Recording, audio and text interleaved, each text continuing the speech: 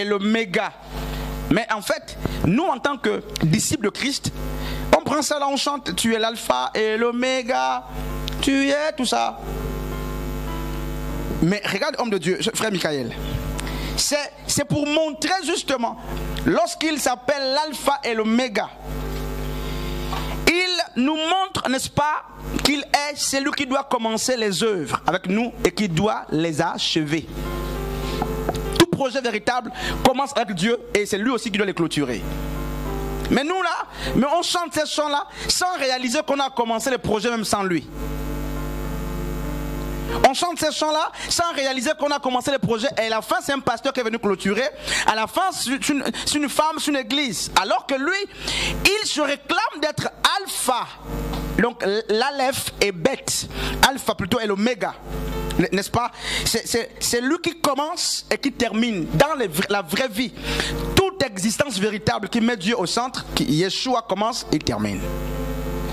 Et nous, on s'amuse avec ces choses. Philippiens 2:8 disait qu'il s'est humilié lui-même. La plus petite lettre de l'alphabet hébraïque sur les 22 lettres, c'est la lettre Yod.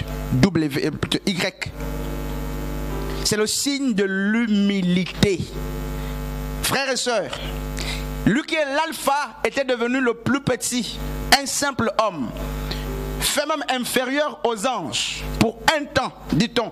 Et si nous sommes en Christ, nous devons manifester justement la lettre Yod. Je vais finir par là parce que dans 7 minutes, il est 19h. Je vais continuer ça prochainement. Prochainement, il y a des choses encore à dire là. Il y a, frère, il y a des choses à dire, mais je vais m'arrêter là pour les questions de discipline. Que Dieu bénisse sa parole. On s'arrête là. On va continuer prochainement.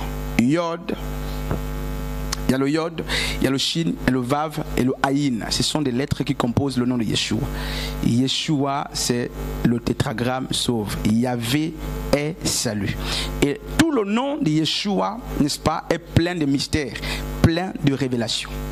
Plein de révélations. Rien que la première lettre, donc la 10e lettre, justement, parce que Yod est la 10e lettre de l'alphabet hébraïque et le chiffre 10, malheureusement ambiguë par le temps, doit nous rappeler au-delà des 10 commandements. Le chiffre 10, justement, nous montre, j'ai envie de parler ce soir-là, n'est-ce pas, mais le chiffre 10 nous enseigne les 10 premières paroles de Yeshua, de Dieu dans Apocalypse, dans Genèse chapitre 1er. On verra ça. Il y a 10 premières paroles que Dieu a prononcées quand le monde a été créé. Genèse chapitre 1er, on verra ça. On verra les 10 premières paroles. Donc, en fait, c'est la boucle. 10, c'est aussi l'alpha et l'oméga. Pourquoi? Tout s'écrit avec 10. Tout ce qu'on écrit comme nombre s'écrit avec 10. Ça montre que c'est lui qui commence, c'est lui qui termine. C'est la boucle, c'est lui, n'est-ce pas? Le cosmos est autour de Yeshua. Tout tourne autour de lui. C'est pourquoi Colossiens chapitre 1er 15 à 16 a dit tout a été créé par lui et pour lui. C'est ça le fond. Créé par lui et pour lui, parce que en tant que Yod, il apparaît, n'est-ce pas, à la 10e place. Et la 10e place, c'est le résumé de tout. C'est le 1 et le 10, n'est-ce pas, le chiffre de la mort, et c'est lui qui amène à l'existence. Donc le 1, le commencement. Tout est là, frères et sœurs. Donc le nom de Yeshua, qu'on appelle souvent Jésus, donc le nom de Yeshua, mais c'est lui qui sauve.